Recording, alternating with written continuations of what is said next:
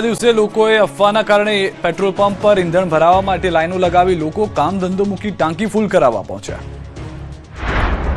ખાડી દેશમાં ચાલી રહેલી યુદ્ધની સ્થિતિ વચ્ચે રાજ્યભરમાં પેટ્રોલ ડીઝલની અછતની અફવાઓ ફેલાય, પેટ્રોલ ડીઝલ મળતું બંધ થઈ જશે તેવા ડરથી લોકોએ સતત બીજા દિવસે પેટ્રોલ પંપ પર ઈંધણ ભરાવવા માટે પડાપડી કરી।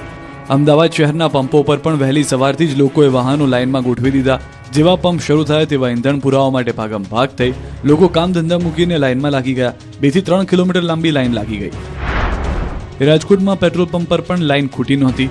મવડી વિસ્તારમાં આવેલા પેટ્રોલ પંપ પર વહેલી સવારથી જ વાહન ચાલકોની લાંબી લાઈનો લાગી, જ્યારે મોડી રાત્રે પણ લોકો ઈંધણ ભરાવા ઉમટી પડ્યા હતા। રાજકોટના જેતપુરમાં પેટ્રોલ ડીઝલની અછતની અફવા વચ્ચે તમામ પેટ્રોલ પંપ પર વાહન ચાલકોની લાંબી લાઈનો લાગી ગઈ। લોકો પોતાના વાહનોની ટાંકી ફૂલ કરાવવા અને ઈંધણનો સ્ટોક કરવા પેટ્રોલ પંપ પર ઉમટી પડ્યા। પંપ સંચાલકો લોકોને શાંતિ જાળવવા અપીલ કરી રહ્યા છે। તો રાજકોટ સદર બજાર નિયમ વિરુદ્ધ ડીઝલનું વેચાણ કરાતું હોય તેવું જોવા મળ્યું। અહીં લોકો હાથમાં કેરબા અને તેલના ડબ્બા લઈ કતારોમાં ઉભા રહેલા જોવા મળ્યા। શહેરના સદર બજારમાં ઈગલના પંપ પર નિયમ વિરુદ્ધ પેટ્રોલ ડીઝલનું વિતરણ કરાયું।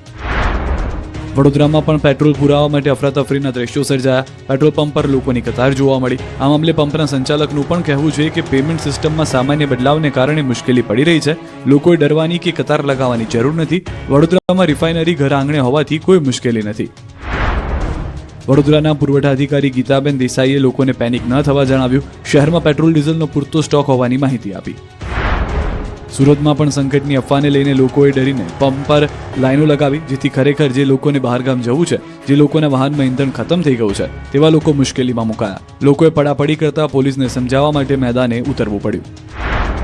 બનાસકાંઠામાં તો હદ થઈ ગઈ। લોકો પોતાના વાહનમાં તો ટાંકી ફૂલ કરાવી જ ગયા, પરંતુ લોકો રસોડાના વાસણો લઈને પેટ્રોલ ભરાવવા માટે પહોંચી ગયા। કોઈ કેરબા લઈને, કોઈ બરણી લઈને, કોઈ કેન લઈને, કોઈ કુકર લઈને પેટ્રોલ ભરાવવા આવતા પંપ પર કર્મીઓ પણ ચોંકી ગયા। નવાઈની વાત તો એ છે કે પંપ સંચાલકોએ ના પાડવાની બદલે કાળા બજારીઓને પેટ્રોલ ભરી પણ આપ્યું। જૂનાગઢમાં પણ પેટ્રોલ પંપ પર લાઈનો યથાવત જોવા મળી। શહેરના તમામ પેટ્રોલ પંપ પર વહેલી સવારથી જ લાંબી લાઈનો જોવા મળી। જિલ્લામાં પેટ્રોલ ડીઝલનો પૂરતો જથ્થો ઉપલબ્ધ હોવા છતાં અછત સર્જાશે તેવી અફવાઓને કારણે લોકો પેટ્રોલ ભરાવવા પહોંચ્યા। આ બાજુ છોટાઉદેપુરમાં પણ પેટ્રોલને લઈને બબાલ થઈ ગઈ। કર્મચારી અને ગ્રાહક વચ્ચે થઈ માથાકૂટ। લાઈનમાં વચ્ચે ઘૂસવા બાબતે થઈ મારામારી। 2 યુવકો વચ્ચે થઈ ભયંકર મારામારી, જેને લઈને અફરાતફરી પણ મચી ગઈ। આ તરફ પીએમ થી લઈને સીએમએ ઈંધણની અછત માત્ર અફવા ગણાવી। सदन को और देश को ये आश्वासन देना चाहता हूं कि भारत के पास क्रूड ऑयल के पर्याप्त स्टोरेज के और निरंतर सप्लाई की व्यवस्थाएं हैं।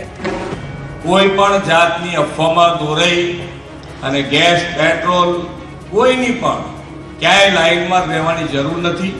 तमारे बधाए एक ज वस्तु छे के ज्यारे बधा साथे छे तो कोईने तकलीफ पड़े नहीं एवुं माननीय वडाप्रधान श्री पण केन्द्रमांथी पूरતું ધ્યાન આપી રહ્યા છે। રાજ્યની અંદર ગેસ અથવા તો પેટ્રોલ ડીઝલની કોઈ તંગી નથી। જેને જ્યારે જોઈએ જેટલું જોઈએ એટલું મળશે। એટલે આ અફવાઓ ફેલાવવાવાળાઓથી આપણે પણ સાવધાન રહેવાનું છે। કોઈ પણ પ્રકારની પેનિક થયા વગર જ્યારે જરૂર હોય ત્યારે જ ભરાવા જાય એવી મારી સૌ ગુજરાતના નાગરિકોને અપીલ છે। પેટ્રોલ અને ડીઝલનો પૂરતો જથ્થો ઉપલબ્ધ કરાવવામાં આવેલ છે। પૂરતો બફર સ્ટોક પણ ઉપલબ્ધ કરાવવામાં આવેલ છે। કોઈ પણ પ્રકારનો બાદ પેટ્રોલ કે ડીઝલ ઉપર મૂકવામાં આવેલો નથી અને એ પ્રથમ દિવસથી જ પૂરતા પ્રમાણમાં ઉપલબ્ધ છે।